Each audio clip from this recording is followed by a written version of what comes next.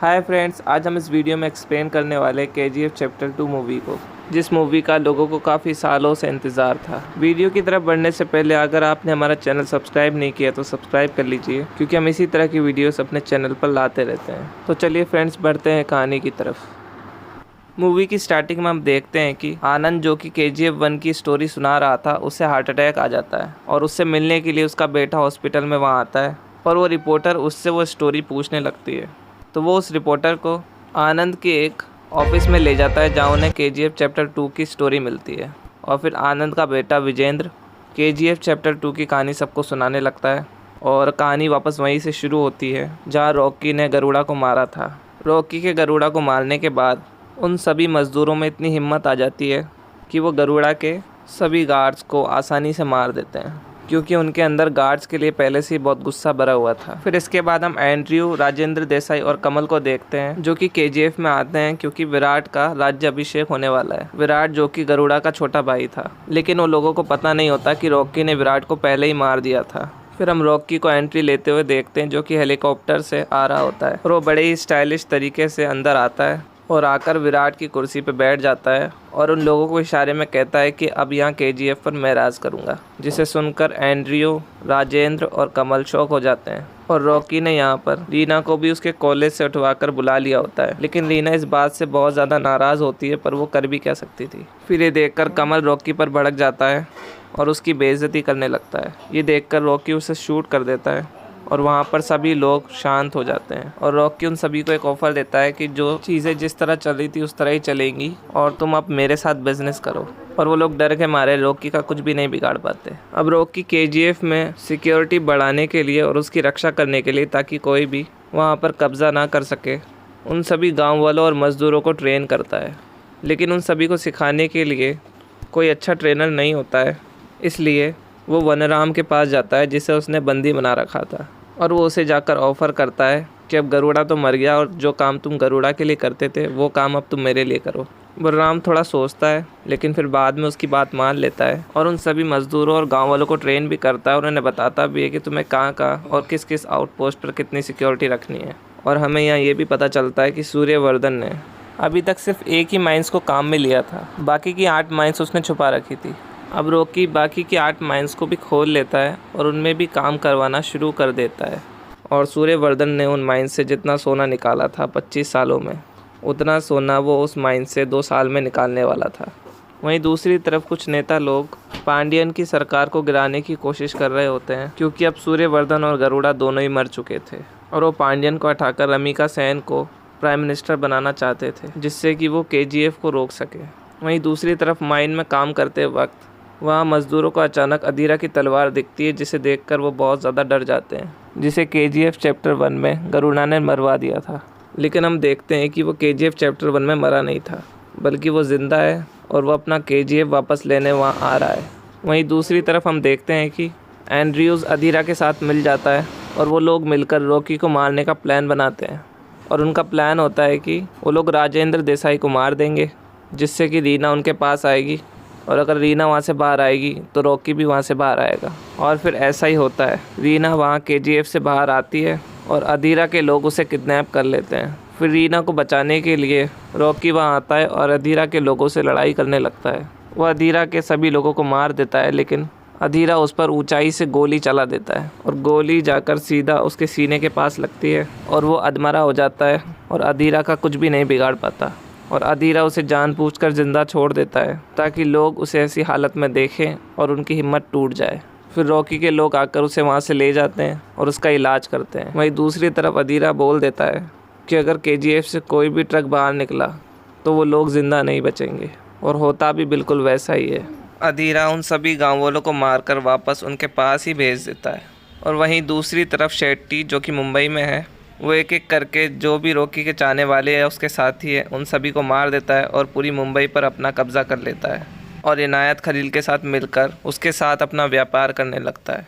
और इधर पार्लियामेंट में सभी नेता साजिश कर कर पांडियन के खिलाफ सरकार बनाने के लिए अपना अपना वोट दे देते हैं।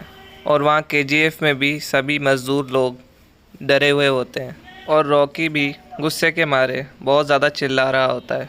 लेकिन तभी उसकी माँ उसके सपने में आती है और उसे शांत कर देती है और उसे सोचने के लिए कहती है और उसे शांत कर कर सुला देती है। फिर सुबह रॉकी को शेट्टी का कॉल आता है और उसे पता चल जाता है कि शेट्टी ने उसके सभी आदमियों को मार दिया है। इसलिए रॉकी मुंबई में अपने चाचा को कॉल करता है और उनसे शेट्टी के और इनायत खलील के सभी आदमियों को मारने के लिए कहता है और ख़ुद केजीएफ से बहुत सारा सोना लेकर एक हेलीकॉप्टर में बैठकर इनायत खलील के पास चला जाता है और उसे अपने साथ बिज़नेस करने के लिए ऑफ़र करता है। लेकिन इनायत खलील उसका मजाक उड़ाता है और उससे कहता है कि अब तुम्हारे पास बचा ही क्या है बिज़नेस करने के लिए। लेकिन तभी उसे कॉल आता है और उसे पता चलता है कि शेट्टी के सभी आदमियों को रॉकी ने मरवा दिया और वापस से उसका वहाँ पर कब्ज़ा हो गया है। तो ये देखकर इनायत खलील उसके साथ बिज़नेस करने के लिए रेडी हो जाता है। फिर रॉकी जो सोना लेकर गया था वो सोने के बदले में बहुत सारे हथियार और ऑफिसर्स को अपने साथ ले आता है और वहाँ अदीरा के सामने जाकर खड़ा हो जाता है, जहाँ पहले तो अदीरा के आदमी उसे देखकर हंसने लगते हैं।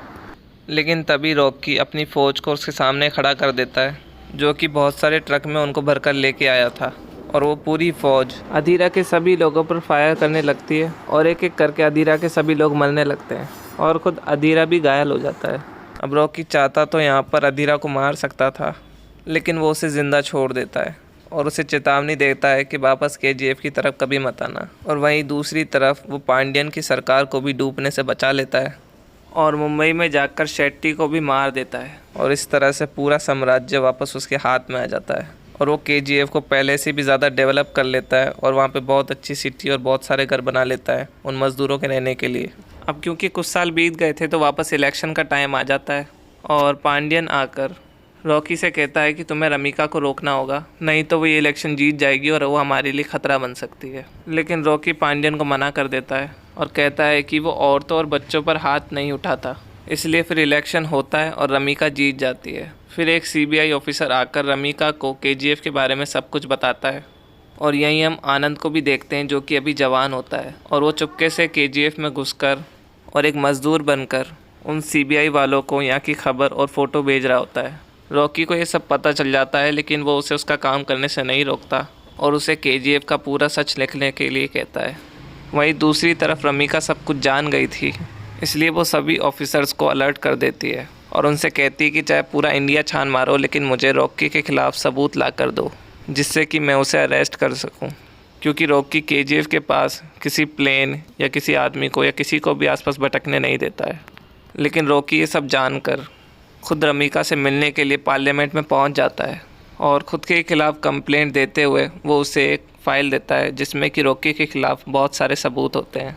लेकिन तभी रमिका की पार्टी से एक आदमी आकर रमिका को वो फ़ाइल और केस लेने से मना करता है, क्योंकि रमिका की पार्टी के 200 आदमियों को इलेक्शन का फ़ंड रॉकी के पास से ही आता है और अगर रमिका रॉकी के ख़िलाफ़ केस करेगी तो उसके नेता लोग भी सामने आ जाएंगे और उसकी पार्टी भी गिर जाएगी। इसलिए वो रॉकी को थोड़ा बहुत धमकी देती है और ज़्यादा कुछ नहीं कर पाती। अब रॉकी मज़दूरों से दिन रात काम करवा रहा था और चाहे जितना भी सोना मिले वो उसे कम ही बताता था और कहता था कि और काम करो। ये देखकर उसके चाचा उससे पूछते हैं कि तू ये सब क्यों कर रहा है, तो वो सबको बताता है कि मैं ये अपनी माँ के लिए कर रहा हूँ और वो अपनी माँ की कब्र को निकलवा कर उसे दूसरी जगह पर गाड़ देता है और एक अच्छी समाधि बनवाता है और उसके बाप को काम पर रख देता है कि इस कब्र को एकदम साफ़ रखना, क्योंकि उसके बाप ने उसकी माँ को बहुत ज़्यादा दुख दिया था और वो जीते जी उनके कभी काम नहीं आया। तो इसलिए रॉकी कहता है कि मरने के बाद तो कम से कम उनका ध्यान रखो। फिर ये सब देखकर रीना भी उससे इम्प्रेस हो जाती है और रॉकी और रीना की शादी हो जाती है। वहीं दूसरी तरफ रॉकी इनायत खलील के पास से आए सोने की डिलीवरी को रोक देता है और अपनी मनमानी करने लगता है। ये देखकर खलील को काफ़ी ज़्यादा गुस्सा आ जाता है और वो भी अदीरा के साथ मिल जाता है। वहीं दूसरी तरफ रॉकी के पार्टनर्स भी उससे काफ़ी ज़्यादा गुस्सा होते हैं और वो भी अदीरा के साथ मिल जाते हैं। अदीरा इतने सालों में धीरे धीरे रॉकी के आदमियों को पकड़कर उनसे एक मैप बनवा रहा होता है ताकि वो केजीएफ में घुसकर रॉकी को मार सके। उसे 2 रास्ते मिलते भी है, लेकिन उन रास्तों पर बहुत ज़्यादा सिक्योरिटी होती है, इसलिए वो एंड्रयू को ऐसा रास्ता ढूंढने के लिए कहता है जहाँ पर सिक्योरिटी थोड़ी कम हो और एंड्रयू उसे ऐसा रास्ता ढूंढकर बता भी देता है और अब रॉकी के बचे हुए पार्टनर्स अदीरा के साथ मिल जाते हैं। वहीं दूसरी तरफ रीना रॉकी के पास आती है और उसे बताती है कि वो प्रेग्नेंट है और रॉकी ये बात सुनकर काफ़ी ज़्यादा खुश हो जाता है। लेकिन तभी हम देखते हैं कि अदीरा अपने आदमियों के साथ उस रास्ते से होकर जो कि एंड्रयू ने उसे बताया था वहाँ आ जाता है और रीना पर गोली चला देता है। और ये देखकर वहाँ पर सभी लोग शॉक हो जाते हैं और वहाँ पर मज़दूरों और अदीरा के लोगों के बीच में लड़ाई होने लगती है। और रीना को मरा हुआ देखकर रॉकी काफ़ी ज़्यादा दुखी हो जाता है और फिर गुस्से से उठता है और अदीरा की तरफ उसे मारने के लिए बढ़ता है। फिर रॉकी और अदीरा की फ़ाइट होती है, जहाँ हम देखते हैं कि पहले तो अदीरा रॉकी पर काफ़ी ज़्यादा भारी पड़ता है, लेकिन फिर बाद में रॉकी अपना हथौड़ा लेता है और उसे मारने लगता है। और काफ़ी लंबी लड़ाई करने के बाद रॉकी अदीरा की गर्दन को तोड़ देता है और उसे मार देता है, लेकिन वो अभी भी बहुत ज़्यादा गुस्से में होता है और वो वहाँ से सीधा अपने आदमियों को लेकर पार्लियामेंट में जाता है, जहाँ रमीका सभी नेताओं को लेकर रॉकी को पकड़ने के लिए उसके खिलाफ साजिश बना रही होती है। लेकिन तभी वहाँ रॉकी आ जाता है और पांडियन पर गोली चला देता है और उसे मार देता है, क्योंकि ये सारा खेल उसी का रचा हुआ था और इसके पीछे वही मास्टरमाइंड था। वो भी शुरुआत से उसी का प्लान था कि मुंबई से रॉकी को बुलाओ और गरुड़ा को मरवाओ। गरुड़ा से अदीरा को बचाने वाला भी वही था, एंड्रयू को वो रास्ता बताने वाला भी वही था जिससे अदीरा केजीएफ के अंदर घुसा। अब क्योंकि रॉकी ने पार्लियामेंट में अंदर घुसकर एक नेता को मारा था, तो रमीका के पास एक ठोस सबूत था। इस वजह से वो रॉकी के ख़िलाफ़ एक डेथ वारंट निकालती है और एक बहुत बड़ी फ़ौज को केजीएफ के अंदर भेजती है रॉकी को मारने के लिए। फिर वो पूरी फ़ौज जाकर उन सभी मज़दूरों और रॉकी के साथियों को बाहर निकाल देती है, लेकिन वो देखते हैं कि रॉकी उन्हें वहाँ नहीं मिलता। फिर हम देखते हैं कि रॉकी एक शिप पर होता है, वो भी अब तक का सारा सोना लेकर, और वो खुद वहाँ से मैसेज करके रमीका को अपना पता बता देता है, क्योंकि शायद उसे अंदाज़ा हो गया था कि अब उसका अंत आ गया है और वो खुद ही मरना चाहता था। अब क्योंकि रमीका को उसका पता चल गया था, इसलिए वो अपने फाइटर प्लेन को आदेश दे देती है कि रॉकी को मार दो।